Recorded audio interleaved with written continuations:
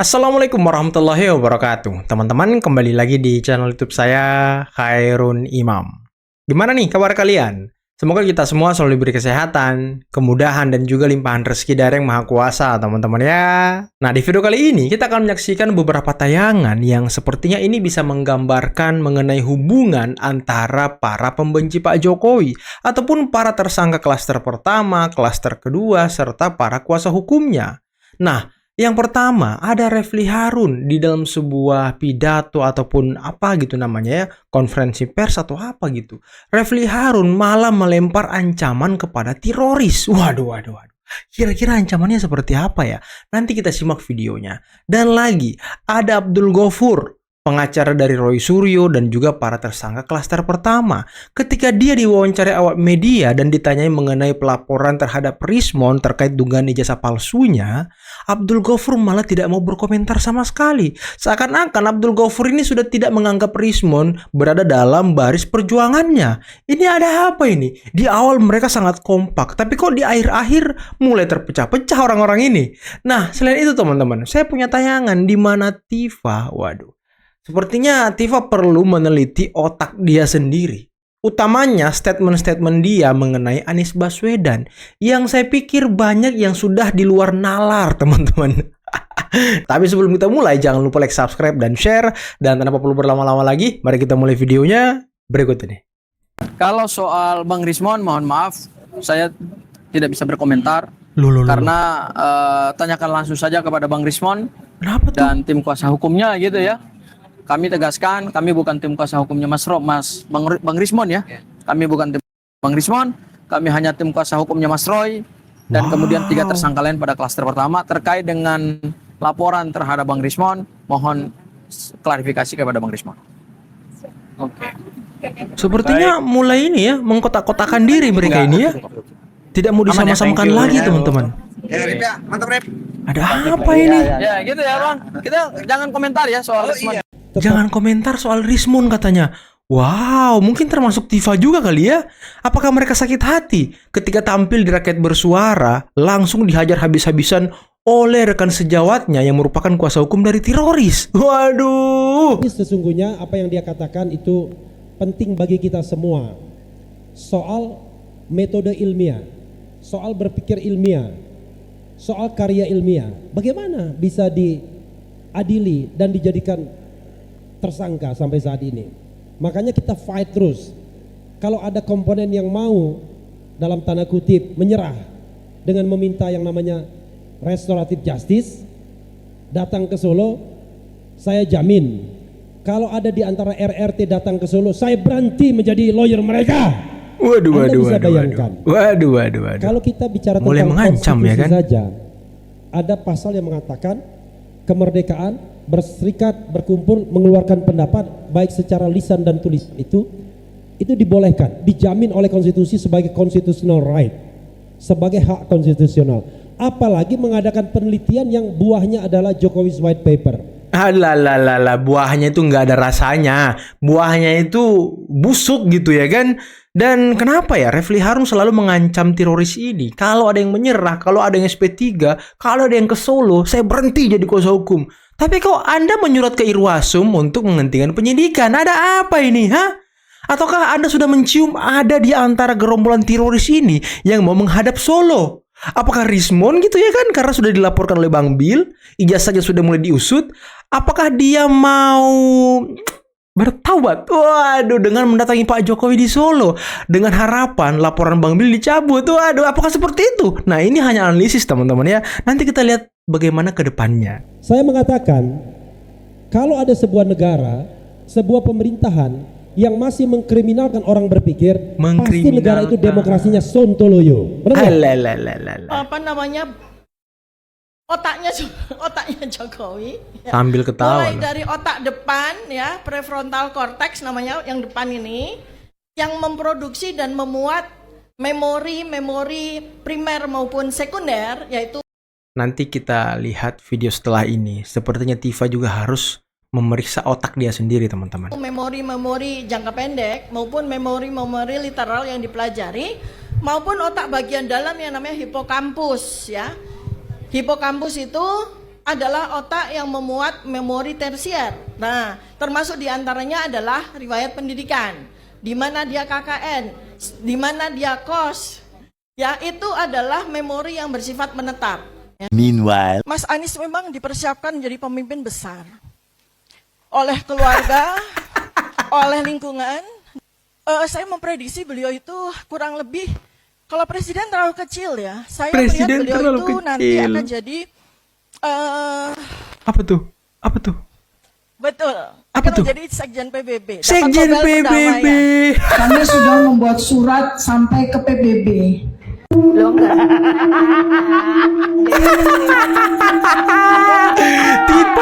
Tipa.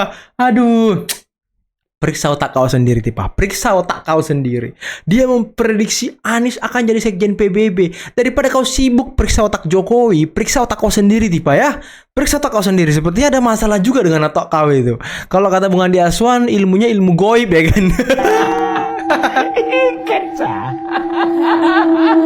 Malas presenternya loh. Ya, aku memastikan bahwa silahkan teman-teman kritik terus Pak Jokowi. Nggak apa-apa kalau kalian mau menduga ijazahnya Pak Jokowi palsu dari temuannya Roy Suryo dan Tiva atau apa. Dan teman-teman yang percaya bahwa ijazahnya Pak Jokowi palsu, silahkan gitu. Silahkan Anda pertanggungjawabkan berpikir itu. Tapi kenapa saya terdorong untuk kemudian mengingatkan kita bahwa khusus Rismon ini harus kita saring baik-baik karena orang ini sudah melakukan kejahatan akademik. Saya nggak peduli kalau Roy Suryo sama Tiva dan lain-lain bicara soal ijazahnya Pak Jokowi palsu. Paling kita cuma bantah soal apa Profesor Ahmad Sumitro kita bantah, soal huruf kita bantah, soal lipatan ijazah kita bantah, soal lintasan merah ini beliau sudah bantah. Segala hal yang mereka bicara bahwa ijazahnya Pak Jokowi palsu cukup kita bantah. Tapi dalam konteks Rismon Sianipar bukan cuma membantah teorinya yang memang keliru itu, kita juga ingin ingatkan kepada publik bahwa orang ini adalah maling yang teriak maling. Orang ini yang ternyata ijazahnya Maling dia punya teriak pengalaman maling. memalsukan, kemudian akhirnya teriak bahwa Pak Jokowi itu sebagai pemilik ijazah palsu. Ini jahat. Ini penjahat. Aku nggak mau bilang bahwa orang ini salah atau keliru secara pemikiran yang kemudian kita bantah secara akademik. Tapi ini orang yang punya mens rea. Orang yang punya nilai-nilai kejahatan yang dia lakukan. Nah, orang jahat tidak bisa kemudian kita tanggapi secara akademik. Makanya ketika banyak yang tanya sama aku, kenapa kamu nggak bikin buku membantah Rismon? Ini penjahat, bukan akademisi. Kalau dia akademisi, bolehlah. Ini pun saya bikin Penjahat, buku, tapi ya kan? bukan buku tentang membantah Pak Jokowi punya ijazah. Tapi apa? Menceritakan atau buat e-book menceritakan tentang kenapa Rismon Sianipar diduga ijazahnya palsu. Data-data dan juga efek-efeknya itu sudah aku tulis dalam sebuah e-book yang judulnya Maling Teriak Maling. Jadi aku bukan mau menulis atau bukan mau membantah seorang Rismon dalam konteks dia sebagai akademisi, tapi aku mau bantah dia karena dia adalah penjahat, Bang. Jadi pesan moralnya adalah, ayo jangan sampai kemudian kita diajak untuk menegakkan keadilan, kebenaran, tapi orang ini adalah orang yang sebenarnya penjahat secara akademik. Kalau dia jahat karena maling ayam, kalau Rismon Sianipar jahat karena mungkin tadi cubitin istrinya, kalau dia jahat kekerasan dalam rumah tangga itu urusan internal, itu urusan personal. Tapi dia jahat terhadap sesuatu yang dia bilang ini kita harus jadi orang baik gitu. Kita harus tegakkan karena tidak boleh ada ijazah palsu, tapi dia pemalsu ijazah. Beda kalau dia maling ayam, ya udah itu urusan lain lah. Kerugian orang yang punya ayam aja dengan dia yang berurusan. Tapi ketika dia bicara bahwa ijazahnya Pak Jokowi itu palsu, sebagai Bang Bil, pendukungnya Pak Jokowi, tentu kita kecewa terhadap Pak Jokowi karena nggak mampu dibuktikan. Sebelumnya seperti itu. Tapi ketika kita udah dapat ternyata Rismon yang bermasalah, maka kita akan lawan dia, Bang, karena dia adalah penjahat yang sesungguhnya. Bang Bil, Betapa mereka ini di lorong dan waktu menyerang membabi buta Pak Jokowi secara terbuka. Lalu itu yang mereka sebut sebagai penelitian. Itu yang mereka sebut sebagai kajian ilmiah. Betapa tidak beretikanya orang ini. Syukur-syukur si Ahmad Kozinudin lagi disimpan oleh mereka. Mereka tahu berbahaya kalau Ahmad Kozinudin tetap diberi panggung. Itu sangat berbahaya. Sehingga Refli yang bermain-main saat ini. Ya. Refli yang sudah melihat klien-kliennya yang cerewet di depan media, yang menghina-hina Pak Jokowi, kemudian justru menuduh polisi yang salah dalam SOP. Ya. Refli Harun justru mau menegaskan bahwa ini tidak boleh berada di ruang sidang. Sebab ini adalah upaya observasi dari riset penelitian yang berbasis akademis dengan disiplin ilmu mereka masing-masing. Emang ada penelitian yang isinya menghina-hina orang seperti itu? Emang ada seperti itu, Refli? Ya. Kemudian Anda ingin menggeser ini menjadi sebuah percakapan yang tidak perlu dibawa ke meja hukum dan dianggap cacat hukum SOP di Polda Metro Jaya akibat dari sudah di SP3-kan Egy Sujana dan Damai Hari Lubis yang Anda sebut bagian dari satu kesatuan kasus yang sama. Padahal klasternya berbeda. Dan saya yakin itu diskresi kepolisian. Mereka punya hak untuk mengambil keputusan tersebut. Lah kalian tidak ada langkah. Malah Betul. Anehnya kalian yang meminta Langkah Jokowi mati. yang harus minta maaf. Ini kan lucu. Pernyataan Refli Harun sama dengan Tifa. Kalau mau restoratif justice, Jokowi yang harus minta maaf. Refli, kalau saya datang ke rumah Anda dan atau saya jumpa pers, bilang Refli itu bodok. Refli itu otaknya kecil. Refli itu isinya hanya sampah. Makanya harus kami ketapelin dia. Makanya kami harus tempeleng dia. Begitu. Supaya dia sadar. Ketika saya bikin pernyataan begitu, terus saya tambah dengan pernyataan lagi bahwa, ya kalau mau Refli harus minta maaf sama saya. Harus begitu. Jadi saya Betul, bebas iya menghina sih. orang di mana-mana gitu. Iya. Kita bebas atas nama kebebasan berpikir, kebebasan berpendapat. Kita boleh mengkritik, menghina orang. Setiap hari menghina, lalu kita minta yang kita hina itu untuk minta maaf ke kita. Boleh begitu? Boleh, kalau mau diundang-undangkan saja itu supaya kita sepakat bangsa ini jadi bangsa yang tukang menghina orang gitu. Kumpul aja. Hei bos, sadar gak kita? Ini rusak peradaban akibat kalian gitu. Holan sianipar kembali jadi sorotan publik. Tapi kali ini bukan karena analisisnya soal ijazah Presiden Jokowi, melainkan kontroversi besar yang menyeret dirinya sendiri. Pertama, publik dikejutkan dengan dugaan serius. Ijazah S2 dan S3 Rismon dari Universitas Yamaguchi, Jepang, diduga palsu. Seorang akademisi, Dr. Roni Teguh, lulusan Universitas Hokkaido, Jepang, mengaku sudah mengkonfirmasi langsung ke pihak Universitas Yamaguchi. Hasilnya, kampus itu menyatakan tidak pernah mengeluarkan ijazah atas nama Rismon Hasiholan Sianipar. Dibabat Bahkan, habis si tidak ada Momone kan. jejak tesis maupun disertasi yang tercatat di arsip perpustakaan kampus Jepang tersebut.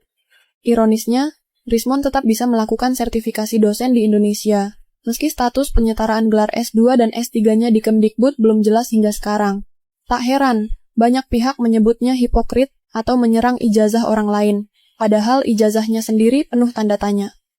Tak berhenti di situ, Maling, teriak Rismon maling, juga ya kan? pernah dilaporkan relawan pemuda Patriot Nusantara karena diduga melanggar pasal 160 KUHP tentang penghasutan di muka umum. Lalu, siapa yang bisa lupa blunder besarnya? Rismon sempat membuat heboh dengan klaim ngawur bahwa font Times New Roman belum ada saat Jokowi kuliah di UGM. Klaim ini langsung dimentahkan pihak kampus. Faktanya, Times New Roman sudah digunakan sejak tahun 1930-an, bahkan sudah umum dipakai di era 70-an hingga 80-an. UGM dengan tegas menyebut analisis Rismon menyesatkan publik dan tidak ilmiah. Pakar forensik digital, Joshua M. Sinambela, juga ikut angkat bicara. Ia menegaskan, metode analisis Rismon soal ijazah Jokowi penuh dengan kejanggalan. Bahkan, sejumlah koleganya di UGM menyatakan ijazah Jokowi asli tanpa keraguan. Betul. Disinilah letak dosa publik Rismon Sianipar. Alih-alih menyajikan analisis akademis yang objektif, ia justru gencar menyebarkan klaim palsu, manipulasi data, hingga melakukan propaganda politik. Publik pun mulai mempertanyakan, apakah Rismon benar-benar seorang akademisi, atau hanya sekadar provokator politik yang menebar fitnah demi kepentingan kelompok tertentu? Kayaknya sih Fakta demi provokator. fakta kini berbalik menghantamnya. Dan masyarakat menilai, Rismon bukan lagi sosok pahlawan pengungkap kebenaran, melainkan bagian dari masalah, penyebar hoaks, perusak logika publik, dan penebar fitnah. Oke teman-teman, itulah tadi beberapa video yang bisa kita simak, yang bisa kita saksikan pada kesempatan kali ini. Dan gimana kira-kira menurut kalian nasib Rismon ke depan teman-teman? Gimana menurut kalian mengenai pelaporan Bang Bil terhadap Rismon? Sepertinya Polda ini sangat cepat ya mengurus laporan dari Bang Bil. Apakah karena mungkin bukti-bukti yang dipegang Bang Bil ini sangat meyakinkan gitu, ditambah saksi-saksi ahli yang didatangkan itu sangat luar biasa buktinya. Ada bukti email, bukti surat, bukti banyak sekali buktinya teman-teman. Dan tinggal satu bukti yang belum dipegang, surat kematian Rismon. Waduh, yang sekarang ada di Yamaguchi. Ini kalau sampai dipegang Bang Bil, nanti surat kematiannya, wah kelar teman-teman, kelar, selesai si Rismon, selesai. Gimana nasib para pendukungnya kalau tiba-tiba Rismon ketahuan dia bikin surat kematian dan diserahkan ke Yamaguchi agar dia tidak bisa mengganti atau tidak akan mengganti rugi beasiswa yang sudah diterima dari Monbuka Gakuso. Ini kan, wah kalau kata Bang Bil sih penjahat internasional gitu ya kan. Waduh. Penjahat internasional teman-teman. Tapi ya gimana ya? Kalau kita lihat juga ya, para gerombolan pembenci Pak Jokowi, para tersangka klaster pertama, klaster kedua, kuasa hukumnya, juga sudah mulai tidak kompak gitu. Tadi dengan terang-terangan Abdul Ghaffur mengatakan ya kalau soal Rismon tanyakan ke Rismon dan kuasa hukumnya. Ya kita nggak mau berkomentar sama sekali soal Rismon. Dia hanya mau berkomentar mengenai Roy Suryo, mengenai Rizal Fadila, mengenai Kurnia dan juga Rustam Effendi, karena itu yang di bawah naungan mereka. Kalau Rismon dan juga Tifa udah bukan ternyata teman-teman. Jadi di lingkaran mereka aja ini sepertinya sudah mulai ada pengkotak-kotakan gitu. Walaupun Roy Suryo di dalam beberapa video selalu meyakinkan pendukungnya bahwa kita masih satu kok, kita masih satu, jangan dibeda-bedakan, jangan kita diadu domba. Padahal kuasa hukum mereka sendiri yang berantem waktu di Rakyat Bersuara, ya kan? Kuasa hukum teroris Jahmada atau siapa gitu yang membabat habis Kosinudin dan juga Abdul Ghaffur. Katanya Anda jangan ngomong mewakili Roy Suryo CS. Anda pengacara siapa? Anda kuasa hukum siapa? Kami ini pengacara RRT, bela RRT. Waduh, di TV aja mereka gontok-gontokan teman-teman. Tapi ternyata sampai di luar, sampai sekarang kalau kita lihat mereka ini, waduh, tidak ada sama sekali kompak-kompaknya lagi. Mereka sudah terpecah, mereka sudah tercerai-berai karena keegoan mereka sendiri, bukan karena Pak Jokowi. Walaupun Kosinudin menuduh Pak Jokowi berusaha untuk walaupun Kosinudin selalu menuduh Pak Jokowi mulai mengadu domba mereka, mulai mengambil orang-orang mereka agar mereka tidak kompak lagi, tercerai-berai. Walaupun Kosinudin selalu mengatakan bahwa dan selalu menuduh Pak Jokowi yang menjadi penyebab mereka tidak kompak lagi, mereka berantem. Ya tapi kalau kita lihat ya balik lagi teman-teman, mereka berantem karena keegoan mereka sendiri. Dan tadi Refli Harun juga dengan terang-terangan menantang ataupun mengancam teroris. Waduh, teroris diancam bos. Gimana nih kliennya sendiri diancam? Saya curiganya nih di antara gerombolan teroris sudah ada yang mau ke Solo, sowan ke Pak Jokowi minta maaf agar kasusnya tidak berlanjut. Waduh, kira-kira siapa ya? Karena sepertinya si Momon ini teman-teman bakal cepat masuk bui lewat jalur pelaporan Bang Bil. Karena pelaporan Bang Bil ini wah banyak sekali muaranya. Dia diduga memalsukan ijazah, diduga membuat surat kematian palsu, menggunakan dugaan ijazah palsunya untuk menjadi dosen, menggunakan dugaan ijazah palsunya untuk menerima uang negara. Ini kan luar biasa. Kemudian yang terakhir, dia menggunakan ijazah dugaan ijazah palsunya ini untuk menjadi ahli di setiap persidangan. Dan dia mengaku dia lulusan S2 S3 Yamaguchi Jepang. Waduh. Berarti dia kesaksian palsu teman-teman. Ya, kayaknya memang gak ketolong lagi lah Rismon ini. Oke lah teman-teman, mungkin cukup sekian dulu video kali ini. Jangan lupa like, subscribe, dan share videonya. Akhir kata, billahi taufiqul hidayah. Assalamualaikum warahmatullahi wabarakatuh. Bye-bye.